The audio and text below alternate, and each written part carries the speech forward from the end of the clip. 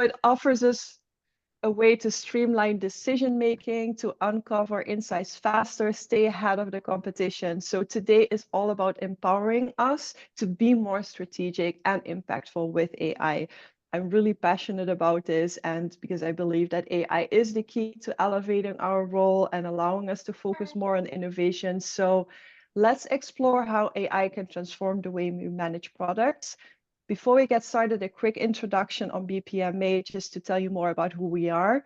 BPMA is the leading professional association in the Greater Boston region, dedicated to career development of product managers and product marketing professionals. So we offer several things. One of them is events like these. We also organize in-product events. We organize also networking events. We also provide content to all of you, for example, in blogs and the newsletters, and we offer also mentorship, job boards as well, and it's also a big community of product management professionals. So a little bit about our sponsors and our partners, Pragmatic Institute, NDT, and Product Boards, but also a lot of other sponsors. Please take a look at their website. They have so much valuable information to offer you. Also, quick note on our upcoming events. So in September will be about mentorship and coaching, October product pricing, and November product marketing. But today it is all about AI and a few guiding principles. So this is a panel event. So please, encouraging you to put your cameras on. We also encourage networking. Feel free to use the chat for it to network, but also to ask any questions you have for our panelists, because we have some time reserved for that as well to make sure those questions can be asked. So then let's dive in. I'm really thrilled to introduce to you these incredible minds that we have with us today. So we have our host here today, David. He's an amazing product management leader and a driving force behind bringing AI products to market. Also BPMA board member, and today he will lead all of these AI topics as no other, and will lead all of the discussions. Then we have a few panelists here today as well. First, we have Mustafa here, who is, amongst others, running incredible boot camps focused on helping PMs to increase productivity with AI. Next, we have Bimal here in the call as well, a CEO of GutSphere, where AI is actually improved to, is applied. Sorry, I got a message on my screen, where AI is applied to improve health, and he also knows how to use AI to train all the PMs and improve their productivity. He knows so much about how to use AI, so looking forward to that. Then we have Dean Peters here in the call with us, who has 20 years of experience as a product manager. He's a wizard at applying AI for PMs, and he's also training PMs on how to use AI.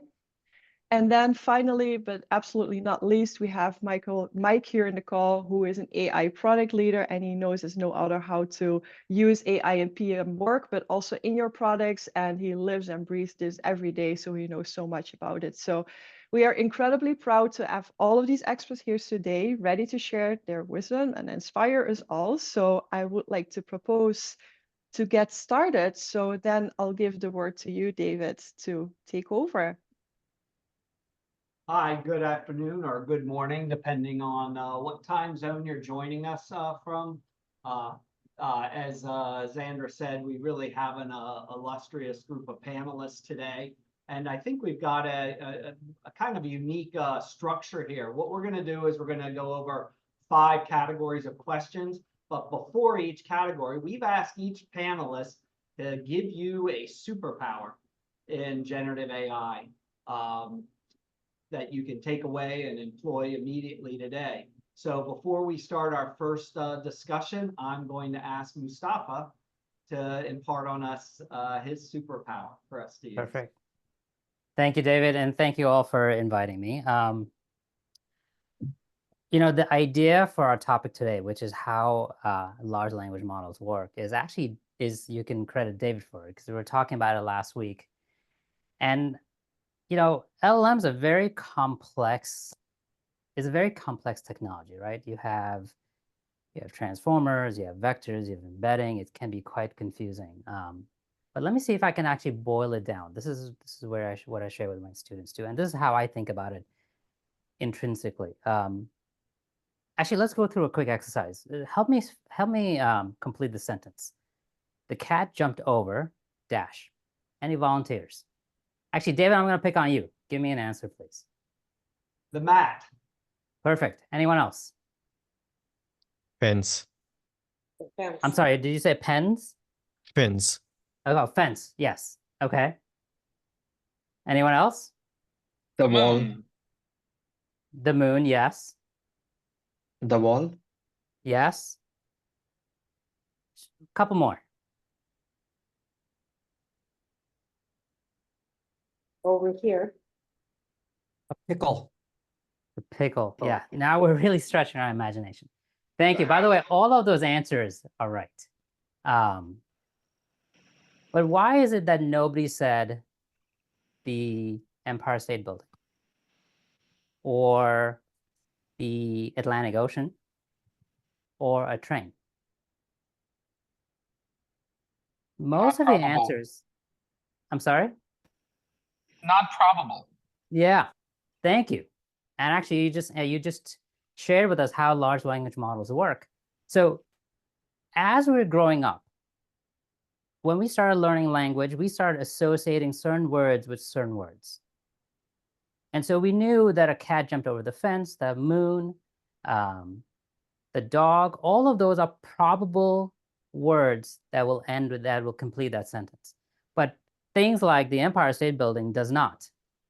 And that's exactly how large language model works. It assigns a probability to each and every word, which is called vector, by the way. And then it guesses what the next word is going to be. And so at the end of the day, your large language model, all it is pattern recognition based on all the reading in the language has learned in the past. And so when you think about large language models, think about it as just that. It's just like how we learned language. That is exactly how it is actually filling the blanks for us. Now, there's, of course, more to it, but at the most intrinsic level, that's how a large language model works. David, how much time we have? I can actually show a demo of how a large language model works if we have a few more minutes. Or am I done with my 2 minutes? You got 1 minute. Okay. Let me share my screen.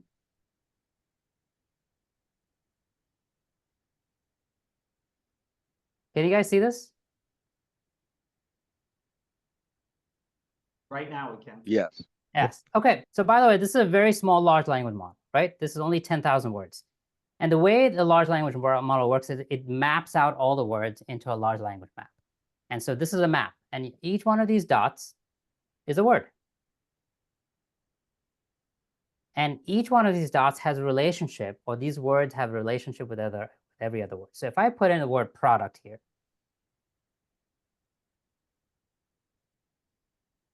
it will tell me that the most likely word that comes after it are about 2,000, and these are all the words that come in after that. And so at the most basic level, when you think about large language models, when you think about AI, it is a very sophisticated pattern recognition machine. That's all it does. It does not know what a cat means, what a hat means, what a moon means. It just knows that after these words, it's highly probable that the next word is going to be the fence or the moon. So let me stop there for a minute. I'm happy to answer questions. And let me turn off my screen. Yeah, we unfortunately we'll have to save questions till the end, but that was super helpful, Mustafa. I have not seen that vector diagram employed before in explaining large language models. I hope it was as useful to everyone else as it was for me. Perfect. We're gonna move forward into our discussion of the first set of discussions.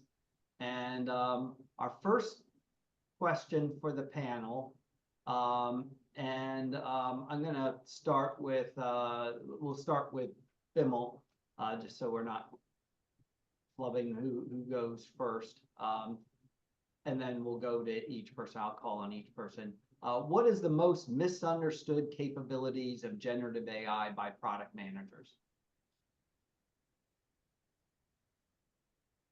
So David, thank you so much for the question. And hi, everyone.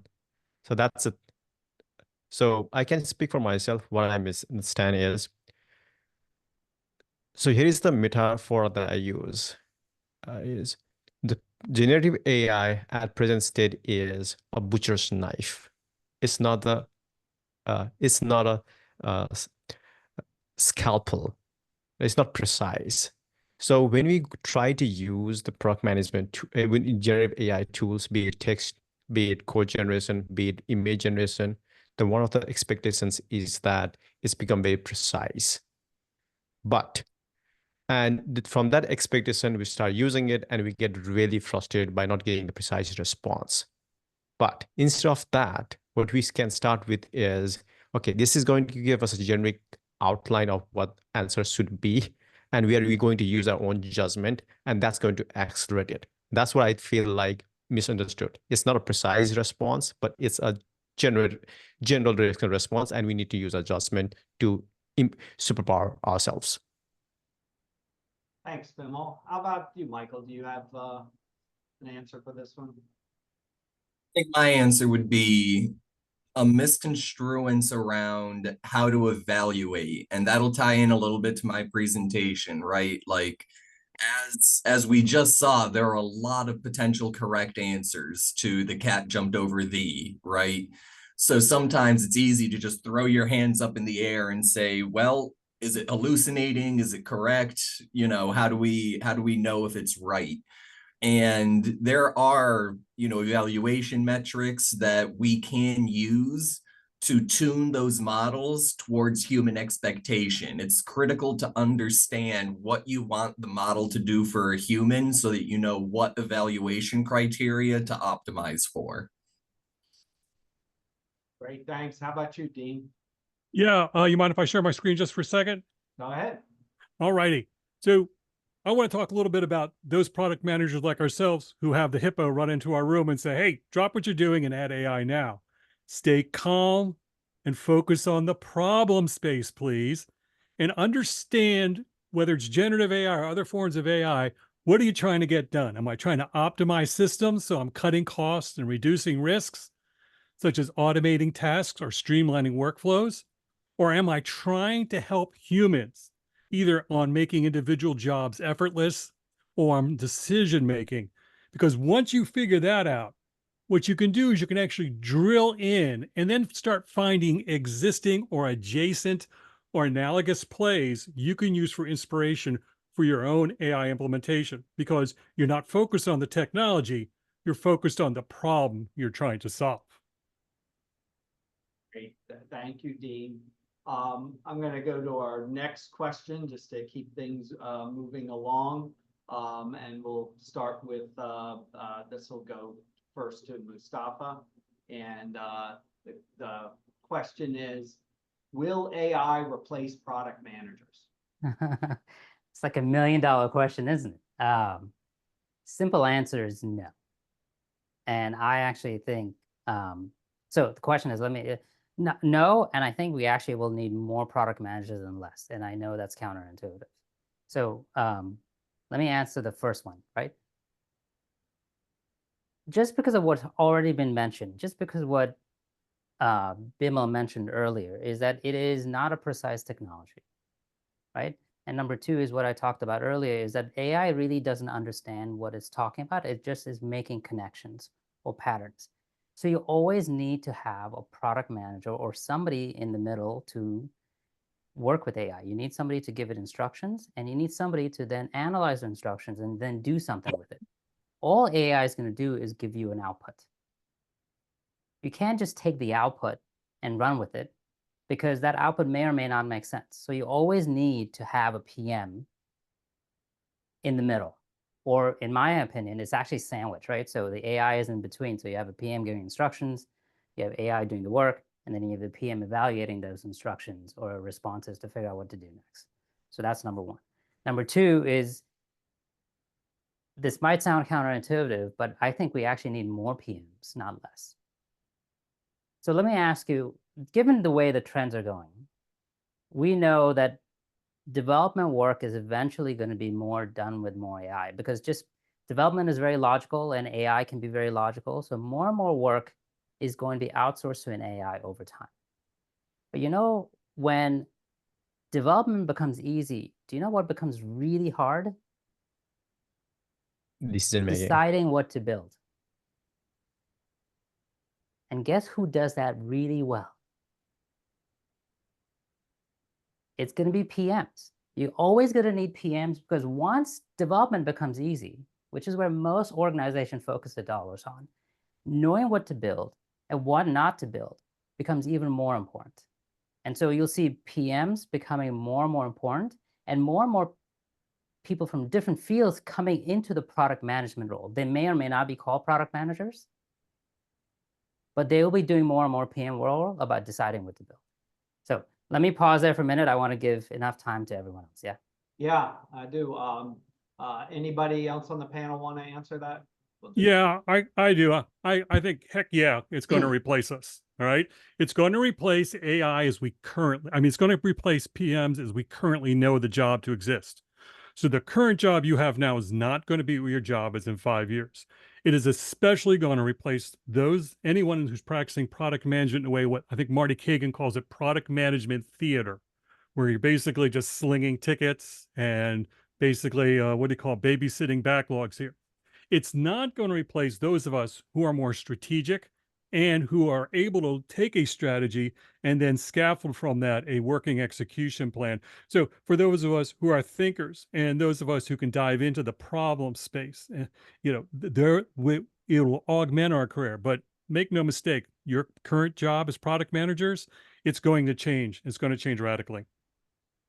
Great. And Bimal, did you have something to add? Definitely. I think I want to take a step back and start with, when did this, product management is redundant or AI will replace product management started? I think it was started when the Brian Chesky, dissolved the product management function in Airbnb, and that's when all the conversation around product management redundant started. And there is a pretty context to that. So in a zero interest era, when a lot of people started building more features, there was more demand for product management. Hence, that period of time, a lot of people who are just simply routers, simply talkers, and simply just paper pushers joined in, who do not add a lot of value to the product management or problem-solving space. And that's when, if you talk to more developer cross-functional roles, they hate product managers who simply talk. Now, at the age of generative AI, there is a huge opportunity to transform even the perception of it. Every product manager can be a builder, creator, and an innovator. What that means is, at the underlying fact, everybody can be a problem solver. And when it passes any decision point, any problem reaches your problem manager's table, they can amplify or solve the problem. So that's a superpower. But to do that, I think there will be more product managers required. But obviously, the transformation will be that there should be more innovators, builders, and creators, not just the talkers or orchestrators and so on. Thanks. And why don't we go ahead and transition, Bimal? I know you prepared to show us about custom GPTs. So why don't you introduce this? So everyone, as all of us know, product management is very diverse and we need various skills. And the reason why I think about mentorship is from where I come from. I'm from Nepal. And when I started 10, 12 years ago in product management, I had no mentors at all. And how I improved my skills was reading pirated books. And after I earned enough, bought all of those books, watching YouTube videos. And in the next organic transition is that having access to a lot of mentors. And I believe large language models are great repository of personas. And that's where I try to create. You can create your own mentors and someone your mentor that's specific to a particular skill set, and create, and they get learning faster and create a feedback loop faster. And here's a small example how you can use custom GPT to create your own mentor. For this one, I created Steve Jobs as a mentor for my product vision particular skill set. Let's go and watch this thing. Today, we are going to talk about how to supercharge your product management career using generative AI. As you all know, mentors play a crucial role in our career. If you can find the right mentors at the right time, they can truly change our career trajectory and growth. But what if you don't have access to mentors? or sometimes they're even dead.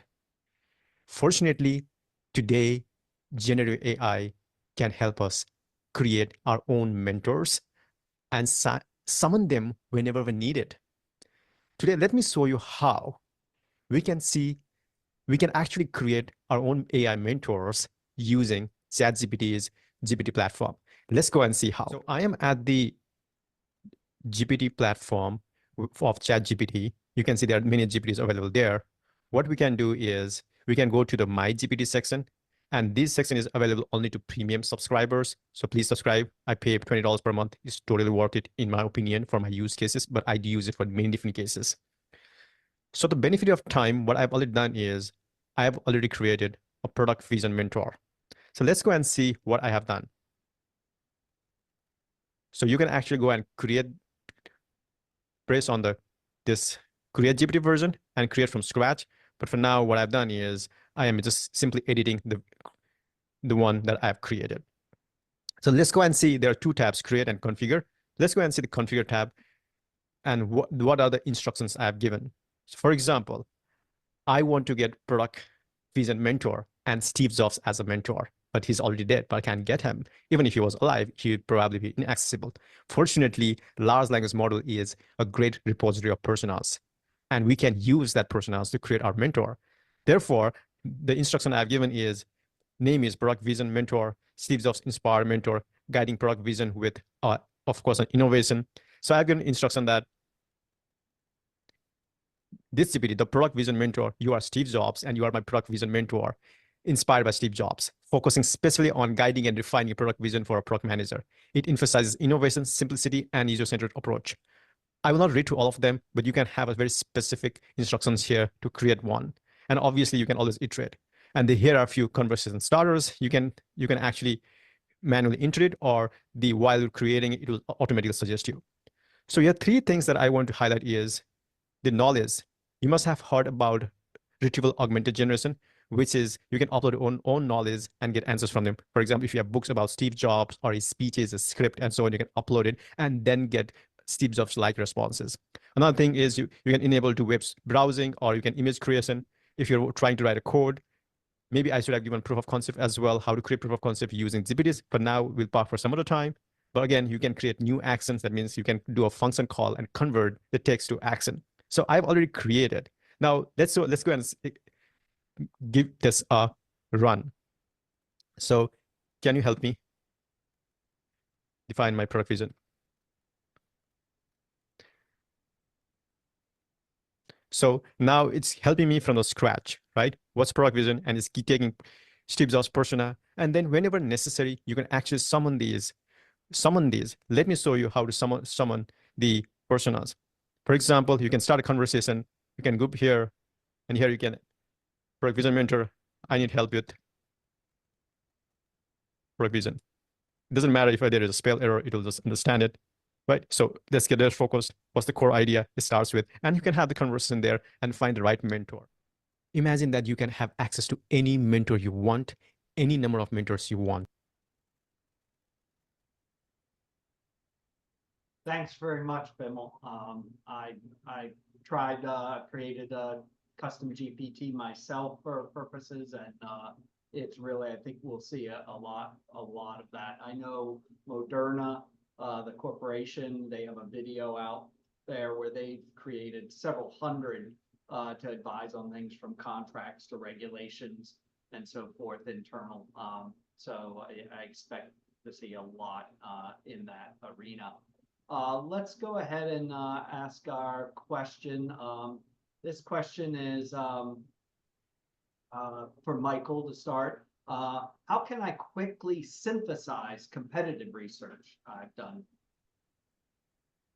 That's a great question. And I think that's one of the areas where AI really shines, right? Like one of the things you can do, for example, that I've done in my job is ask an LLM to synthesize all of the press releases from your competitors and give you a table. You can actually give it the instruction, put it in a table where I want company, feature set, release date, et cetera, however many columns you want, and immediately you can get all of your competitors, release notes, anything they've published, accurately summarized and synthesized for your consumption. Now, you do want to, look at it critically. You don't necessarily just want to take it at face value. You might want to interrogate your prompt a bit. You might want to look at the underlying data. But at the end of the day, it's just a much more effective and efficient way to do competitive research than manually sifting through hundreds of documents. Oh, you're on mute, David. Mute Dev.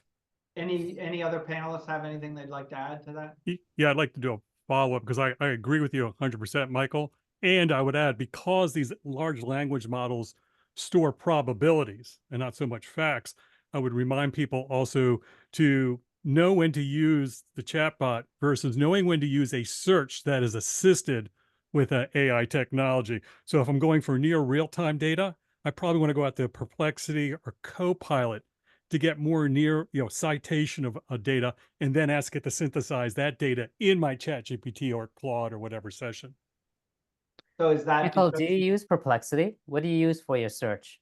Or- I've used both. I've used Copilot. I've used Perplexity. I've been experimenting with some other searches augmented with AI. Can I add one more thing?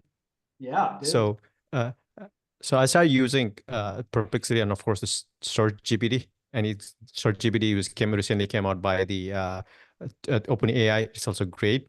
So one more thing which I do a lot is, especially when you're verifying the fact, when they get a lot of data, I copy paste from one large language model to another large language model and say fact check this line by line, and does it for me.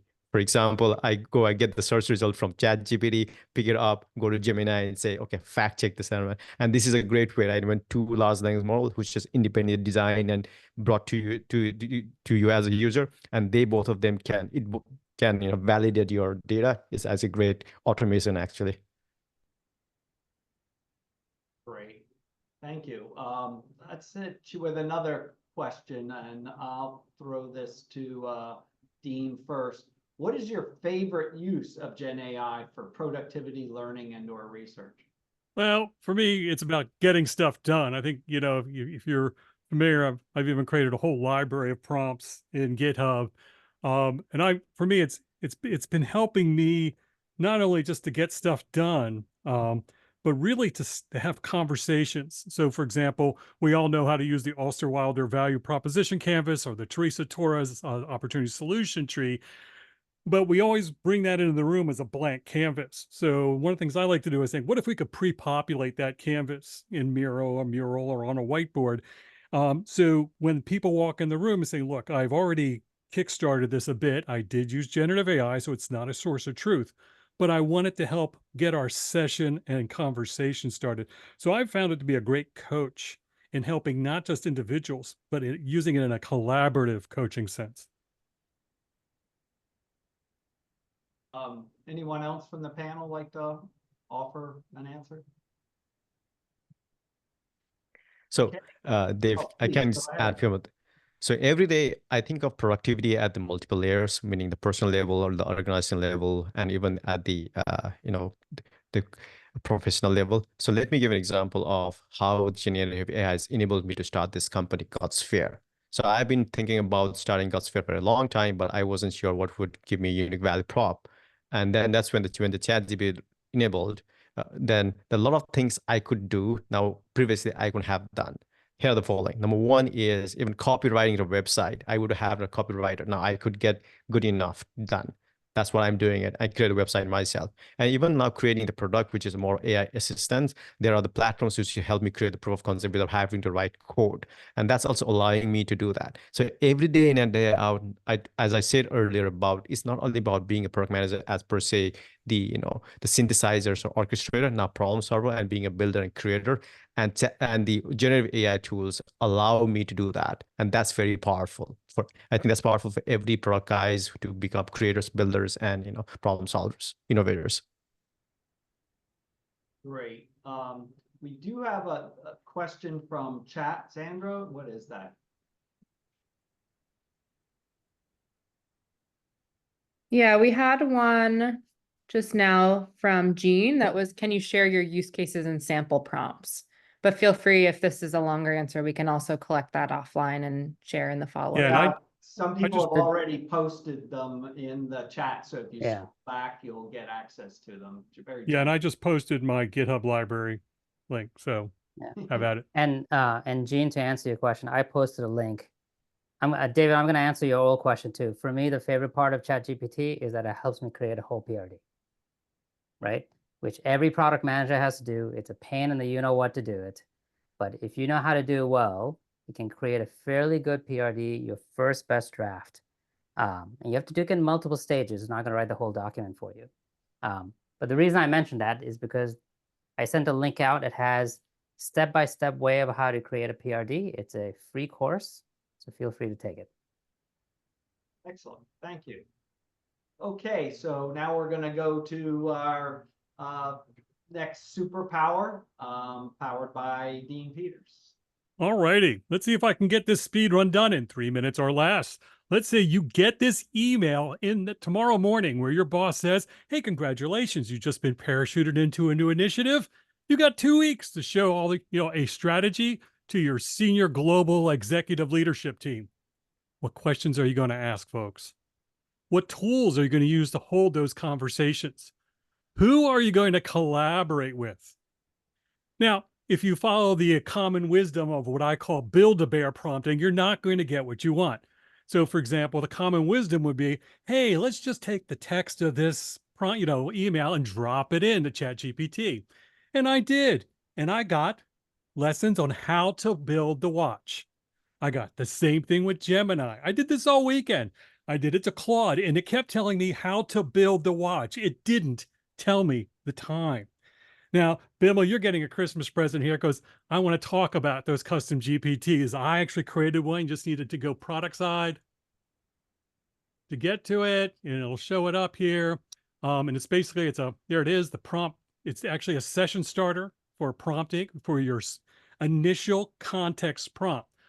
The reason why I got such bad results and what I showed you is because I had a very anemic prompt here. And of course, this is refreshing. So here's the prompt. I said, okay, what 9 questions will he ask me? Point of view, target audience, outcome. I answer these 9 questions. And what it does is it actually generates a prompt that I can use and that my team members can do that are contextually relevant. So it doesn't tell me how to build the watch, but tells me the time with less hallucinations and confabulations. But that's not all. I go ahead and use Perplexity or a tool like Copilot, and I actually take that prompt and drop it in and say, hey, give me the Tam, Sam, and Som, and you better have citations. And it does that. And then I say, give it to me in YAML form with the citations. So when I and my team use it, we now have a prompt, there we go, that we can share as a team. So if I'm a product manager, I can share it with my product owner, I can share it with my UX designer, and guess what? We can all start our sessions on the same page. Now, to Mustafa's point, really good at creating PRDs. So PRDs, are made of elements here. So what if I took templates from my product side playbook, such as my persona template, or the example page for the job, exploring the problem space?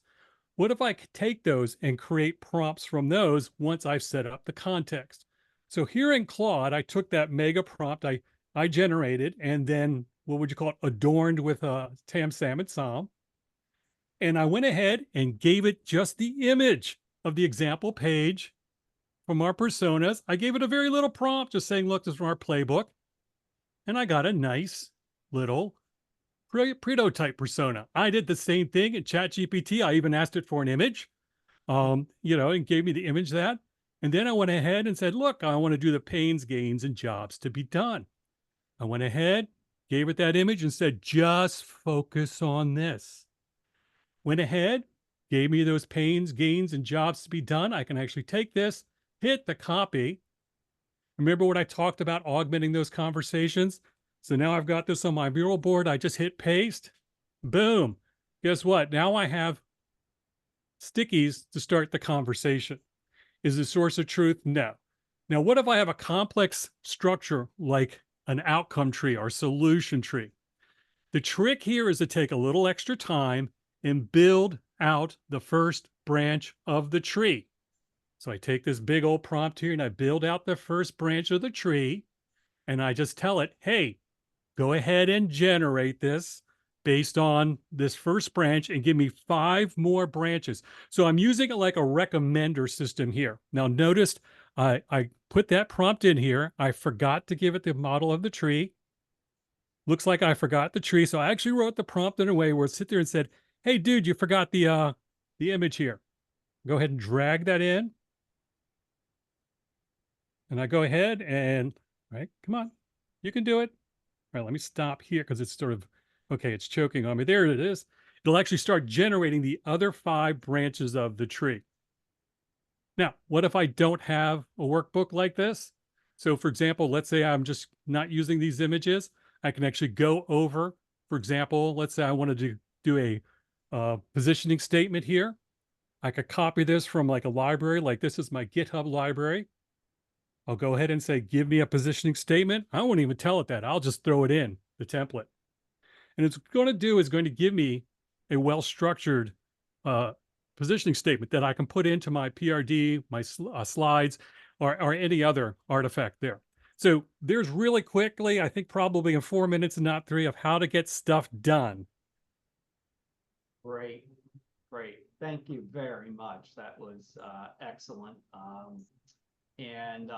So let's kick off with a question in terms of applying AI solutions in products. And kind of big picture one is, do you believe generative AI is going to be an enhancement to the graphical user interface, or the beginning and the end for the graphical user interface and the rise of a new, some people refer to as a conversational user interface? I'd like to ask Michael to respond to that first. Great question. And I think it's a bit of both, right? Like at the end of the day, I don't see the traditional graphic user interface going away anytime soon, but the power that you get from being able to have a natural language interface is immeasurable. Now, as Dean pointed out earlier, right, we're dealing with probabilities here, not definites, right? So you're always going to want the ability to click through to understand the source citations, to understand what's driving these predictions, right? So using natural language, I think, is going to be a very effective front door for a lot of user interfaces, but there will always be a need for, you know, kind of the more standard approach going forward. I agree with that. And I might add, if you take a coaching network approach here, and if you consider in the next few years, we're going to be moving towards autonomous agents here, you know, it would not be hard to sit there and then, to Bimmel's point, can you provide me 2 or 3 recommendations? Could you provide me 3 or 4 wireframes, let's say, to this one screen we're having some emotional arguments about, where we can then quickly take 3 or 4 different views and say, hey, there's value in these or others. So I think if you use that to make recommendations and then bring the humans in the room, you can get quite a bit of augmented, what do you call it, use out of that type, using the tool that way. If I can add, I think it's actually AI has the opportunity to be a brand new interface, right? I agree with Michael that it's not going to replace the GUI that we're talking about, but frankly speaking, our entire internet has been based on filling out forms online on a screen. Everything that we do is a form. Great UI, UX, by the way. But when you go to Gmail, it's a form. When you apply for a bank application, it's a form. Basically, we've taken paper and we put it online and made it easier to use, right? AI has the ability to shatter all of that. I actually advise quite a few startups who are focusing on building a new interface, right? You literally have, it's almost like Star Trek, right? You literally have speakers in the wall and you can interact with technology that way. Now, of course, there's, you know, we do have to worry about probabilities and deterministic nature of AI, but that's where this is going, in which we're not stuck to our screens anymore. We can literally talk to our technology, right? And that to me is, very few people talk about it, but it can truly, truly change the way we interact and relate with technology. And David, if I may add, the GUI versus the, let's say, conversational or any other kind of technology, it actually depends on the type of the product, I think. For example, if you're using more enterprise version, you are a power user, sometimes the UI, following the workflow is extremely helpful, because having a chat or something like that is very cumbersome.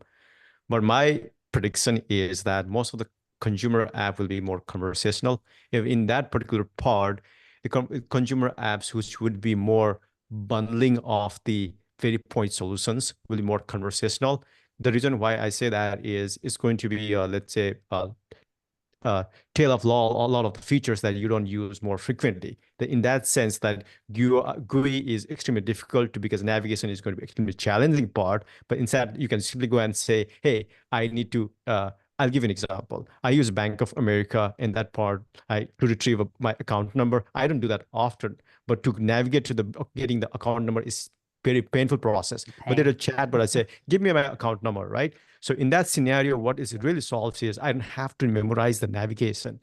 What it does to me is it gives me the answer right away. So there is, again, the spectrum of which, if you're enterprise, you're building software and so on, conversational is very painful. But on the other hand, right, for consumer things, for job things, question and answers, conversational will be great way. And that's the bet that my startup I'm betting on is making for creating a copilot for gastrointestinal patients.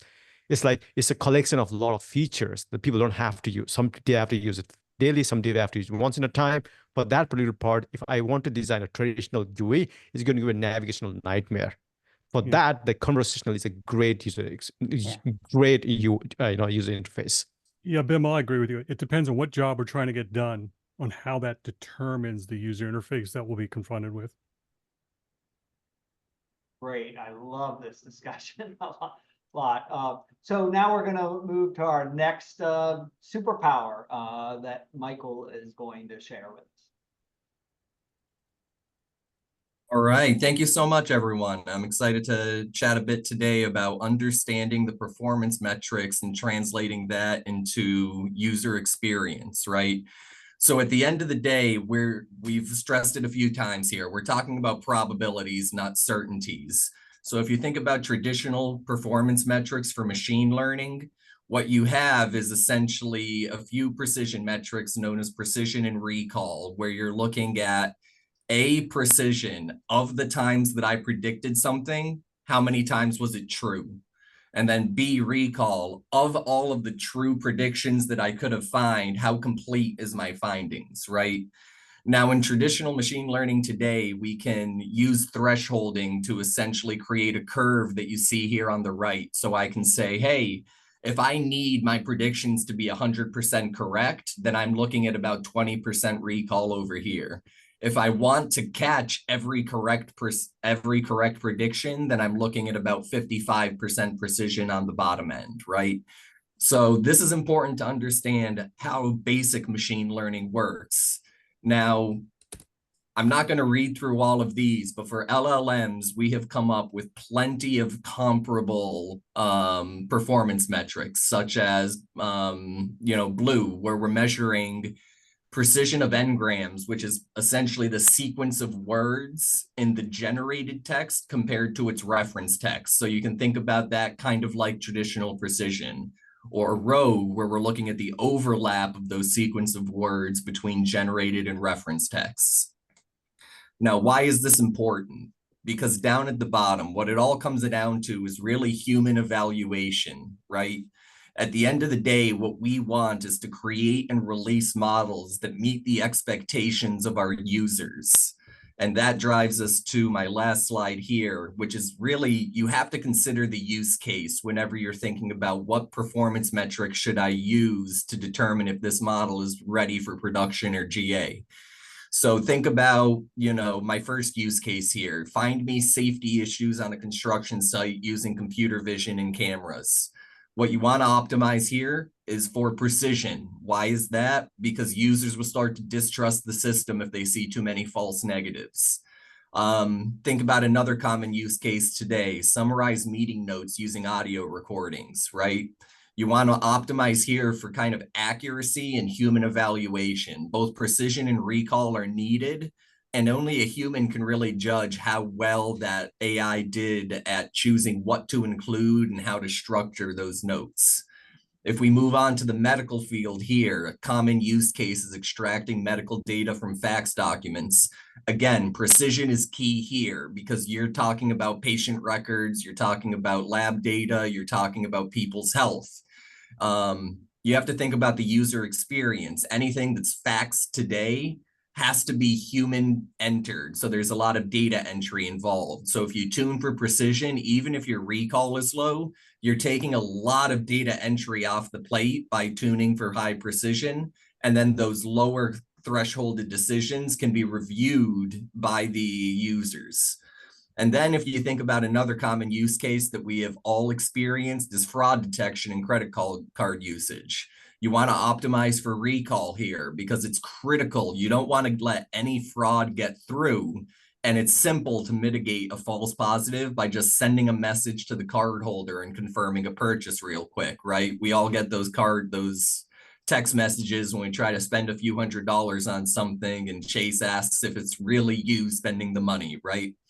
So at the end of the day, the point I want to make here is it's critical to understand how model performance translates into user experience. Are you reducing clicks? Are you reducing data entry? Are you finding net new insights? Depending on what you're trying to do, you have to find the right performance metric that will tune the model to meet human expectations, right? And that's what I've got right there. Thank you so much for the time. Yeah, and Michael, thank you. And three of your examples, I'm reminded that a really important thing in the design of Gen AI systems is something often referred to by the hashtag HITL, human in the loop. And you'll notice that 3 out of 4 of those imply that there is a human in the loop in what gets finally delivered. Whether it's the consumer validating it or it's an expert validating the response. I was going to say, Michael, if I could add, I love that because you showed that pick the right tool for the right job here. So, for example, for an SIEM or an observability play or fraud detection, you probably don't want generative AI. The same thing of matching patient records to what do you call it, to clinical trials, at certain levels of the exclusions. So I like that. And the other thing is you showed that get your inspiration from a broader field of AI than just generative AI when you're asked to bring AI into your product. Yeah, and I do find that as generative AI has created all this energy around AI, but it's not the only form of AI. Okay. I would also just add real quick that you mentioned the human in the loop aspect, right? One thing that I think has been a pain point that I have experienced as a product manager that's been focused on bringing AI products to market for the last 7 years is oftentimes you'll experience stakeholders who expect the model to perform 100% accurately 100% of the time, right? And that's just not how these things work. So understanding the workflow and understanding where you can make your user a human in the loop or even use a third party to human in the loop for you is critical to getting these things past the finish line and to build trust and confidence because those humans in the loop only improve performance only over time. That's right. Okay, we're going to move to our final question for the panelists, and I'll throw this to Bimal first. What is the most important ethical concern that product managers should be aware of? That's a good question. And I think about this a lot of time. And then at present, obviously, like there isn't extra, in my point of view, there isn't anything extra that we need to think about because there are laws that are right there to follow, the guidelines that are right there to follow. So ethically, what we want to do is the baseline is obviously building any software that we want to be safe, we make it safe for our users. That's one. Number two is we want to make sure that data is protected. That's number second. And then follow the laws of the country. That's third. And if we are doing this, all of these three things, then a lot of the concerns are taken care of. There is always a argument, the confusion, or that does AI need an extra bit of this regulation and so on. And for me, it's a bit of premature. But if you just follow that prerequisite of making it safe for the user, data is protected, and follow the law of the country, I think we are, I think, taken care of in the ethical matters is what I believe right now. I'm gonna follow up with that. I agree with you that Bipul also about, let's make sure we, see what we can do to get rid of extricate bias. And what I tell people is maybe look at the Pastel framework to make sure you don't get sidelined by external factors either. So, yeah, as you mentioned, being in the country you're in, or being in the industry and using a reverse engineering or using a framework like that to say, hey, our initiative could get sidelined for nothing we're doing internally because we haven't monitored what's happening on the outside that could impact us as well. I would love to. Michael, please go ahead. Yeah, I'd love to add on that. You just mentioned bias quickly, and I'd love to double down on that point. It's very easy for people to lose sight when they find one of the biggest problems in building AI products is having a ground truth data set, right? Having data that you can rely on, that is true, that you can train, test, iterate, validate on. It's critical to understand the bias that is implicit to that data set as well, right? So if we take an example from the healthcare realm where I'm in, if you take a whole bunch of claims data and try to predict who is most likely going to need an intervention of a certain type, you are going to under-address the needs of people of color and other underrepresented individuals because there is an historic bias against them in that data set, right? Yeah. So understanding not just what are the biases that have been introduced, but what are the biases that are inherent is critical. Yeah, I agree To with add that. to that, Go ahead, Mustafa. sorry, the way large language models are trained, there is an inherent bias in them already. Yep. And that bias is English language and North America values, right? If you think Yep. about it. And so you just have to keep that in mind. And when you know that, then you can change your prompt to get over that bias. So if you're building something for the Japanese consumer market, then be explicit and say that this is for a user who's in Japan, who's doing this, and that will actually help you overcome that bias. But just knowing that there's inherent bias in the way, because everything's been trained on the web, frankly speaking. And most of that web knowledge is coming from North America and from the English language. So just keep that in mind. And then Dean or David, to take you to from a different place, it's not just about ethics, but also about security, right? And we have to be careful about what we share and how much we share. Now, there's a lot that you can share, which is surprising. And depending on what products you buy, there's ways to mitigate security. But just be mindful about it, because at the end of the day, you are sharing something with large language models, and you have to share in order for them to react. There's no way around it. But there's ways in which you can actually protect yourself, right? Great, thank you very much. We just have a couple minutes to wrap up. Xandra, thanks very much. And my panelists, Michael, Dean, Mustafa, Bimal, excellent. We packed a lot into a short amount of time. Xandra, if you could lead our wrap up, I'd appreciate it. Yeah, so I wanted to give all of you guys a quick, a little less than a minute for each for you guys to promote maybe a webinar, a website, a resource, any recommendation that you would like to promote. So maybe Mustafa, you can hit it off as the first one. Perfect. And thanks, Xandra. Listen, I'll share a link, and I've already shared it in the chat, but take a look at it. It has tons of free resources to help get started on your productivity journey. It has my free email course. It has my top 5 favorite prompts to do a whole bunch of PM work. I think I have a webinar coming up in about 2 weeks in which how you actually analyze user feedback from App Store data. And then, of course, if you want to get even deeper, you can consider signing up for my bootcamp. I just kicked one off this week. or last week, but I have another one coming up hopefully in the next month or so. But thank you for Okay. that. Yeah. Thank you. Dean?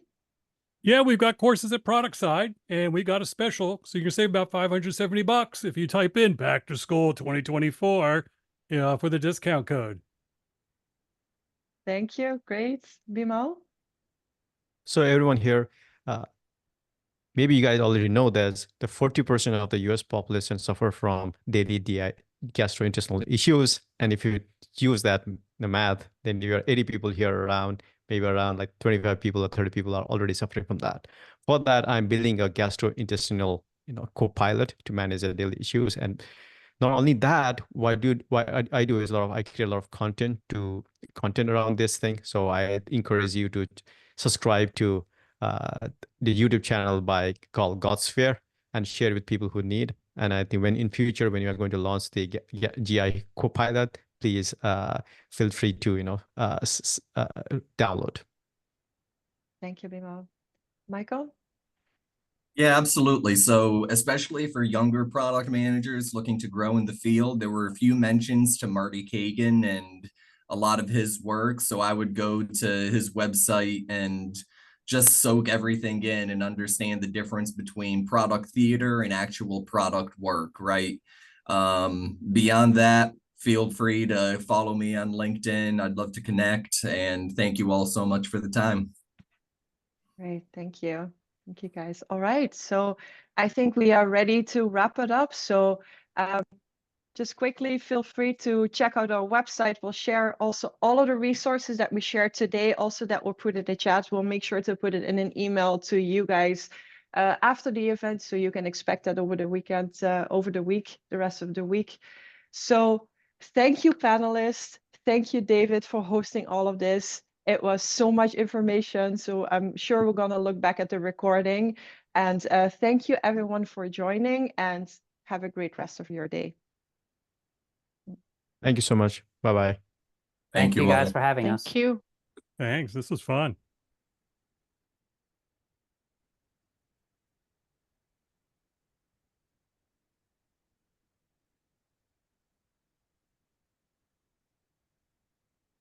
Thank you so much, David and Xandra and everyone. That was a lot of fun. Appreciate it. Perfect.